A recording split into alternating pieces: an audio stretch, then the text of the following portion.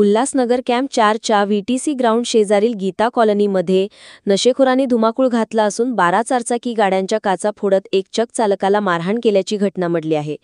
मिळालेल्या माहितीनुसार Ulhasnagar camp 4 व्हीटीसी ground शेजारील गीता कॉलनीमधील गणेशोत्सव मंडळाने सोमवारी सायंकाळी बेकायदेशीररित्या विसर्जन मिरवणूक काढली होती। या मिरवणुकीत 2 गटांमध्ये वाद झाला असून तो तात्पुरता सोडविण्यात आला होता, मात्र त्यात परिसरातील तरुणाने नशा करून गीता कॉलनी येथील गल्लीत असलेल्या 12 गाड्यांच्या काचा फोडल्या।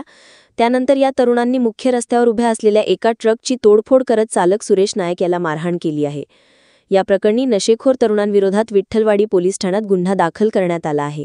मेरा नाम है सुरेश नायक है। मैं रात के अपने अनिल ट्रेडर्स के यहाँ दुकान पे अपनी गाड़ी लेके आया था, सुबह 5 बजे के बाद, और 5:30 बजे के बाद में 6 लोग आए और हमारी गाड़ी के आके और पत्थर मारना चालू करा, और काफ़ी पत्थर मारने के बाद में 2 पत्थर का शिकार में हो गया। इसकी वजह से अपने पुलिस वालों को बुलाया, इनको भी बताया कि बोले अपन, उसके बाद में बदमाश लोग सारे भग गए। उसके बाद अभी तक किसी का पता नहीं चला है। किधर किधर लगा आपको? मेरे को एक चेहरे पे लगा है और एक इधर सिर पे लगा है। ये दो जगह का मेरे को चोट आई है बस। माझं नाव विशाल गुरुदत्त चोलकर आहे। मी गीता कॉलनीचं राहणारा रहिवासी आहे आणि इथे आमच्या गाड्या लागलेल्या असतात। तर माझी गाडी आहे इको, स्कूल व्हॅनला जी चालते। तर सकाळी आम्ही उठून आलो तर बघितल्यानंतर की त्याचा पुढचं जे विंडशील्ड आहे, पुढचा ग्लास जे आहे ते फोडला गेलेला आहे। तर इथे रात्री गणपती विसर्जन झालं होतं। तर त्या गणपती विसर्जनामध्ये रात्री जवळपास 11-11:30च्या दरम्यान झालेला।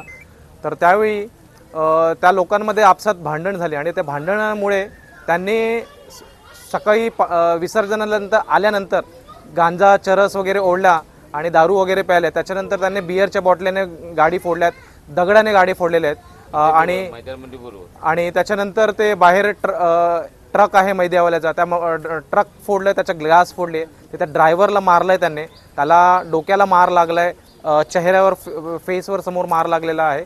आम्ही पोलीस स्टेशनमध्ये तक्रार दिली आहे, कंप्लेंट झालेली आहे, त्यांच्यावरती FIR केली आहे। एक बँडवाला होता, त्याच्याशीला आम्ही पोलीस स्टेशनमध्ये उचलून दिलेला आहे आणि त्याच्यानंतर पोलीस इथे तपासासाठी येऊन गेली। त्यांनी इथे सगळं प्रकरण बघितलं आहे, त्यांनी पंचनामा करून गेलेले आहेत आणि आता ते जे पुढे प्रकरण आणि जे काही घडलं आहे त्या मॅटरला ते पूर्णपणे सॉल्व करण्याची आम्हाला त्याने स्वीकृती दिलेली आहे आणि सगळं मॅटर आता हळूवारपणे सॉल्व होईल। आमची फक्त एवढंच आहे पोलीस प्रशासनाकडनं की आमच्या जे गाडीचं नुकसान झालेलं आहे ते फक्त जे लोकांनी केलेलं आहे त्यांच्याकडनं ते भरून मिळावी आणि इथे जे काही घटना घडल्यात हे पुढे असं व्हावं नाही, फक्त त्याच्यासाठी थोडंसं आमचं लक्ष ठेवावं।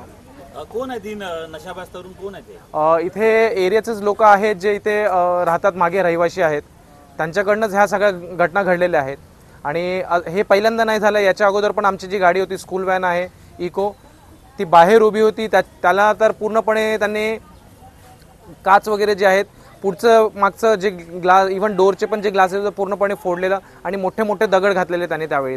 तर त्यावेळी पण सुद्धा आमचं खूप मोठं नुकसान झालेलं।